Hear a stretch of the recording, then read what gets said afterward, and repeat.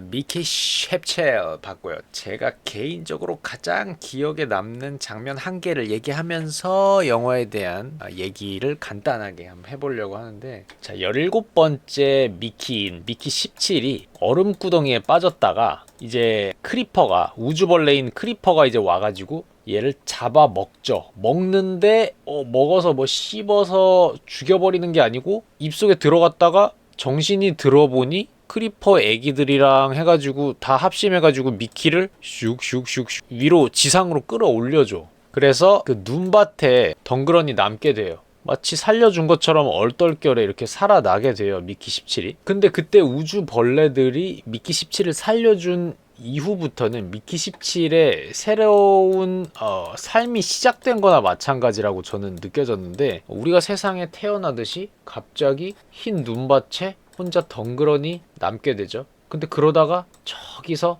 차가 와요. 이 차는 원래 미키가 머물던 그 기지로 돌아가고 있던 차고, 거기에는 뭐가 있냐? 암석, 그 돌덩이. 훗날 우리가 알게 되지만 마샬이 돌덩이에다가 사람들 이름을 막 새겨가지고 후대에 널리 영원히 남기려고, 흔적을 남기려고 하는 이 암석이 여기 실려 있단 말이에요. 그래서 미키가 이 암석이 실려있는 차를 타려고 이제 뒤에 이렇게 따라가다가 잡고 그 차에 같이 타서 기지로 들어가죠. 근데 이 차에 타 있는 거는 미키 17과 암석이죠. 암석이 실려 있는데 같이 동일선상에 이렇게 실려서 가요. 마샬이 가져가고 싶어한 이 암석이랑 미키 17이 같이 간단 말이에요. 실려 가는데 이 둘이 마치 동일선상에 같이 있는 것처럼 항뭉태기로 이제 기지로 돌아가고 있었는데, 사람들의 흔적을 남기는, 이름을 새기는 그런 용도로 쓰인다는 걸 알았을 때 이 장면이 되게 깊게 확 와닿더라고요.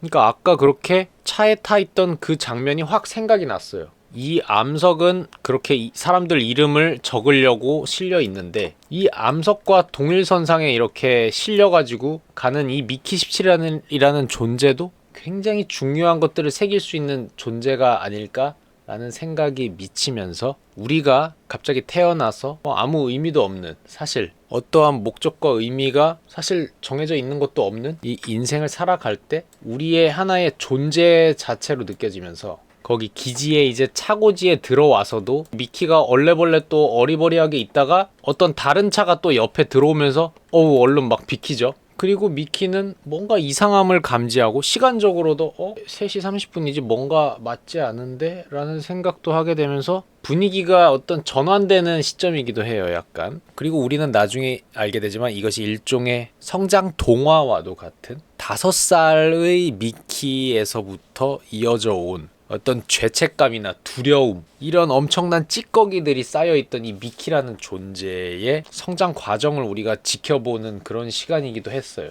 5살 때 자동차 사고가 났는데 미키가 어떤 빨간 버튼을 누르면서 차가 사고가 났고, 그래서 미키는 어린 마음에 그게 굉장히 기억에 남고 죄책감도 있었을 거고요. 굉장한 트라우마로 있었을 거고. 하지만 마치 미키의 또 다른 자라고도 할 수 있는, 또 다른 나이기도 하고 똑같은 나이기도 한 미키 18이 말했듯이, 그거는 차량 결함이었다. 너도 알지 않느냐. 엄마가 운전을 잘못해서도 아니고, 너가 그 빨간 버튼을 눌러서도 아니고, 사실은 차량에 결함이 있어서 그냥 그렇게 됐던 거다 라고 말을 하고, 마지막에는 프린팅 기계를 폭파시키는 스위치가 또 공교롭게도 빨간색이란 말이죠.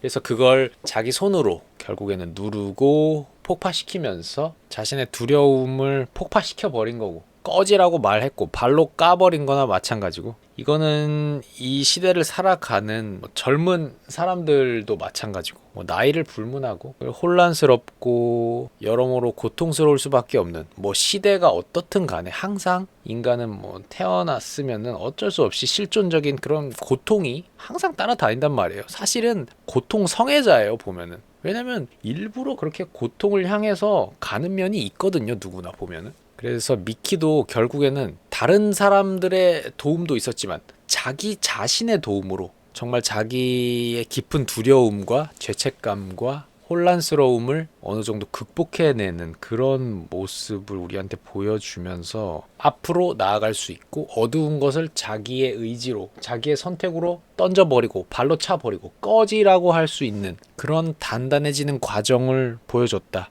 그리고 그 과정에서 우리는 미키가 5살 때 운전석에 타고 계셨을 어머니가 마치 그 크리퍼 벌레 중에 그 보스 벌레 있죠? 그 보스 벌레 아줌마가 마치 미키의 그때 당시 어머니처럼 느껴지게 하면서 그 어머니가 미키의 성장을 이 우주에서 다른 별에서 이렇게 도와준 것처럼 표현을 한 점도 굉장히 가슴을 먹먹하게 했다. 그 보스 벌레 누님이 처음에는 분명히 미키의 어머니인 것 같은 그런 목소리가 들렸거든요. 분명히. 그쵸? 그렇게 느낄만 했단 말이에요.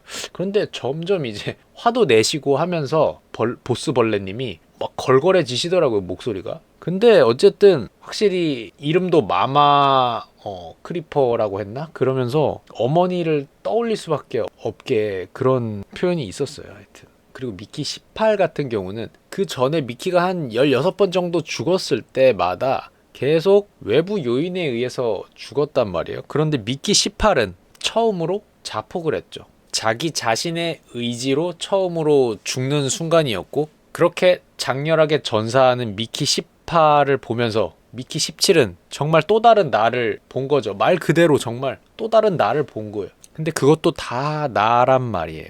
깊숙한 곳에 숨겨져 있던 내가 미키 18로서 보여졌고 그 영향으로 미키 17은 더 앞으로 나아가고 트라우마를 극복해낼 수 있었고 그래서 미키 17은 그 블랙 다이아몬드 암석과도 동일선상에 놓일 만한 그만큼 소중한 가치가 있는 존재가 맞다. 마샬은 그 블랙 다이아몬드 암석에다가 자신의 이름이나 사람들의 이름을 막 새겨가지고 흔적을 남길 생각을 했지만 미키 17은 그 존재 자체로 가치가 있게 됐고 그리고 그 눈 속에서 다시 벌레들이 끌어올려줘서 살아나게 된 그 순간부터 다시 태어난 것처럼 마치 어머니가 낳아주셨을 때처럼요. 그리고 그 어머니는 마치 그 마마 크리퍼 그 엄마 벌레가 실제로 구해줬잖아요. 그러니까 그 미키 17이 벌레한테 먹힌 순간부터 우리한테 보이는 게 마치 자궁 속처럼 보이고 거기서부터 쑥 태어나가지고 그 눈밭에 덩그러니 갑자기 태어난 존재가 됐고 그리고 나중에는 눈밭에서 전쟁을 한 해 만에 할 때는 또 그 마마 크리퍼가 마마 벌레가 그때 그 5살 때 그 사고의 현장에 계셨던 마치 그 어머니처럼 아니 진짜 어머니일 수도 있죠. 미키가 스스로 해결하도록 유도까지 해줬어요. 그 마마 크리퍼가. 왜냐면 미키 18이 그런 간지나는 선택을 하게 만들어줬잖아요. 그 판을 깔아줬단 말이에요. 그러니까 이 일련의 과정에서 마지막에 마마 크리퍼가 굉장한 역할을 한다는 게 느껴지면서 그리고 아마도 미키가 5살 때 돌아가셨을 걸로 예상되는 그 어머니가 마마 크리퍼처럼 이제 묘사가 되면서 더욱 이게 가슴이 먹먹해지고 지금까지는 계속 그냥 프린팅 됐던 미키가 마마 크리퍼 벌레한테 먹히고 나서는 오히려 태어났어. 그 동굴 같은 곳에서 삼켜진 다음에 자궁 같은 곳에서부터 우 해서 눈밭으로 위로 벌레 애들이 또 밀려 올려주고 그렇게 어머니 같은 존재가 도와줬고 그걸 해결하는 데는 또 옆에 있던 좋은 사람들이 있었고 그리고 결정적으로는 자기 자신 또 다른 내가 그걸 또 해결해줬다. 사람들이 미키한테 물었죠. 죽는 느낌이 어때? 두렵고 무서워. 원래 그랬던 미키인데 미키 18은 스스로 죽었어요. 스스로 죽었어. 그리고 그로 인해서 어떤 옛날에 차에 있던 빨간 버튼과 연결된 그 두려움도 죽음에 대한 두려움과도 이어져 있고요. 그래서 죽음이라는 것이 두려움만으로 가득 차지는 않게 되었다. 왜냐면 스위치 딸깍 펑 이게 끝이거든요. 죽음이. 근데 태어나는 것도 사실 그렇긴 하죠. 그래서 우리는 살아가는 과정 중에서 그냥 순간순간을 즐길 수밖에 없겠어요. 그럼 이만.